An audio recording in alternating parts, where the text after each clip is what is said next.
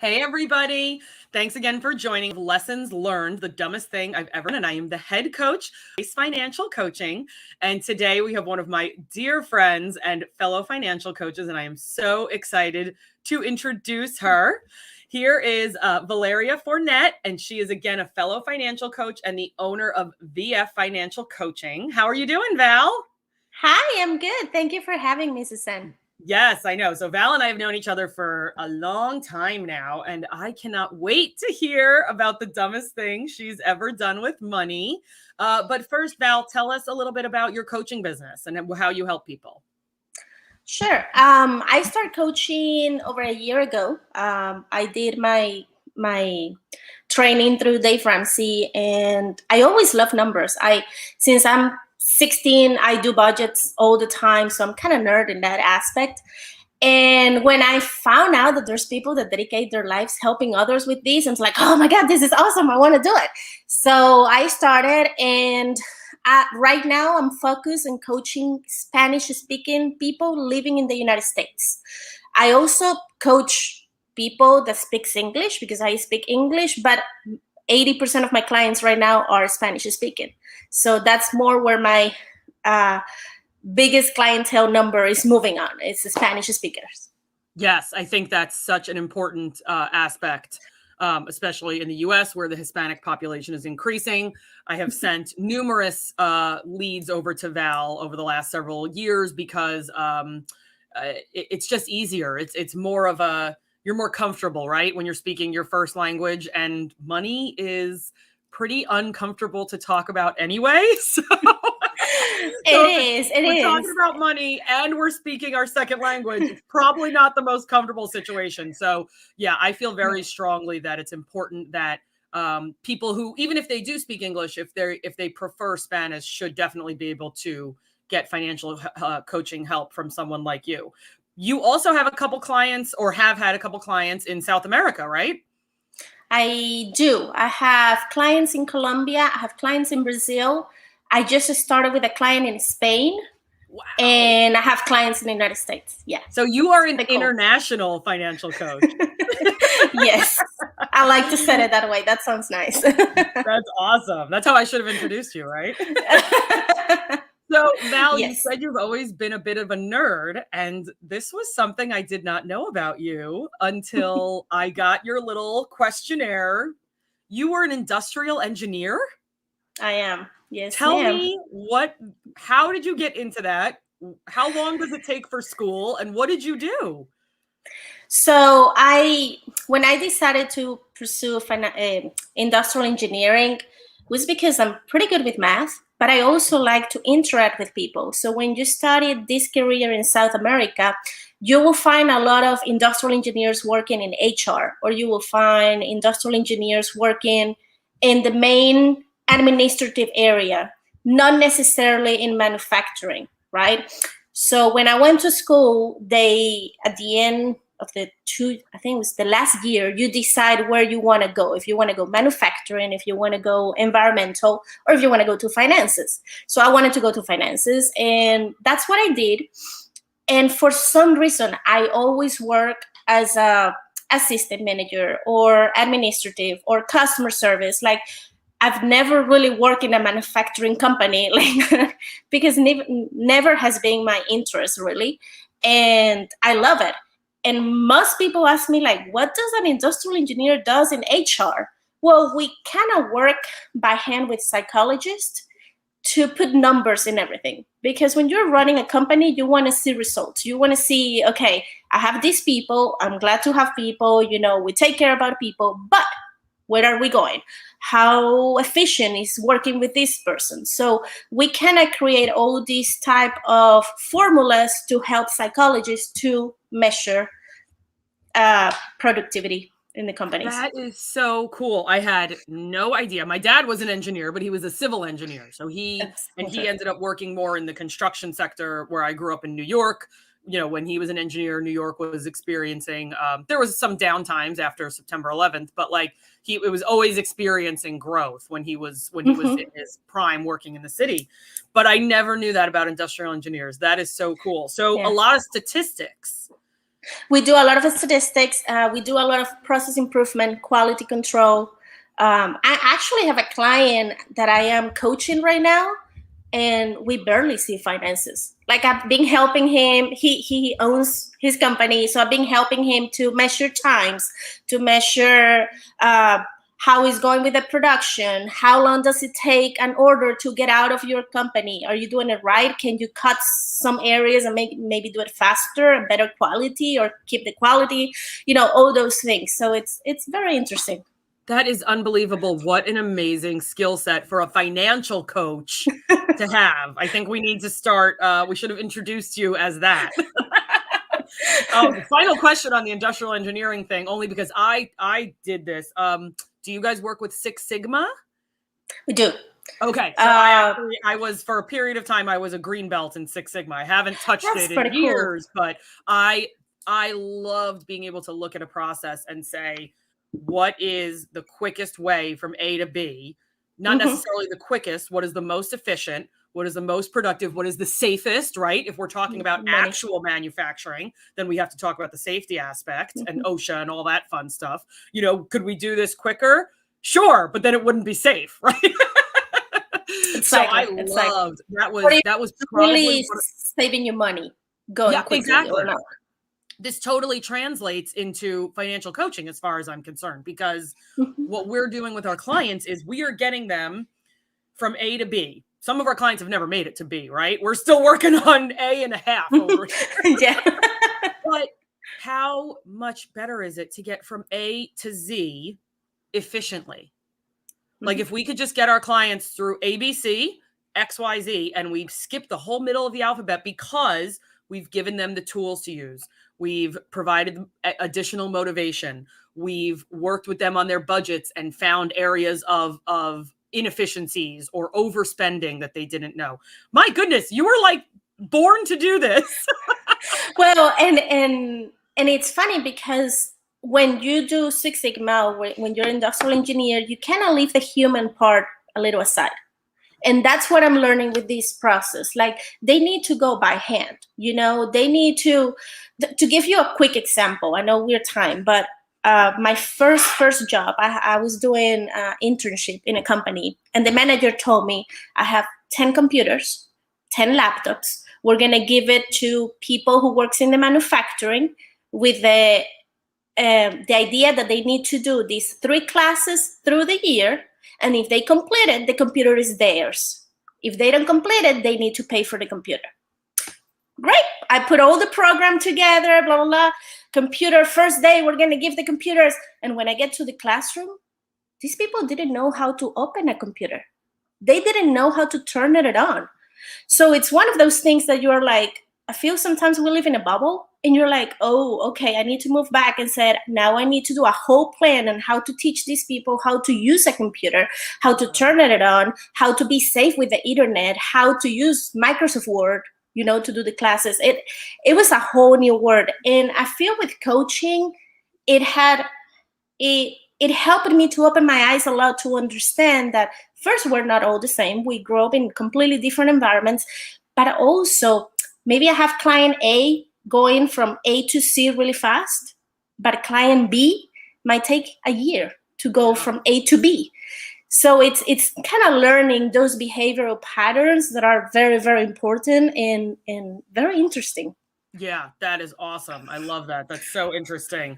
So, Val, I created this show to help some people out there in our audience realize that we all make financial mistakes, right? And the best thing you can do if you're not going to not make that mistake is to learn from the experience of others, because all the mistakes have been made already, right? Yeah. So, Val, what is the dumbest thing you've ever done with money? Well, when you move, I'm not from the United States. So when you move to the United States, you start learning how the economy works, right? Go to this store, get a credit card, and pay it in 3-4 years. And go to this store, get a new car, and it's okay. You're going to pay it through all this time. It is easy. In South America, it's not that easy. We don't get that easy programs to pay off things, which they're easy, but you're paying way more than what you should be paying. But if you don't know that, you start, okay, let's do it. So as soon we move here, we got a lot in debt. My husband is American, but he always tries to please me. So let's get new furniture. We got new furniture. Let's get the car. Well, we got the car. And to a point that we were living with the student loans still, and we still in debt, right? We go, we pass a certain time paying our minimums in those credits, and then it's the time to move to a new town with a new job, and let's find a house. Because that's the next step, right? That's what everybody does. Yep. We have a job. Now let's find a house. Let's buy a house. Well, nobody tells you that buying a house, and I'm sorry, Suzanne, I know you were a realtor for a good time. Buying a house is a nightmare. If you don't know anything about it, it's a nightmare. And if you don't have a realtor that you can trust 100%, still a nightmare. We had a good realtor. She was related in some ways to us, which sometimes made it a little hard to communicate because, you know, I don't want to hurt her feelings, or she didn't want to hurt my feelings. And so the process was terrible. My husband was working a lot. I was traveling by myself with my kids to see houses. And at the end, I pick a house by myself.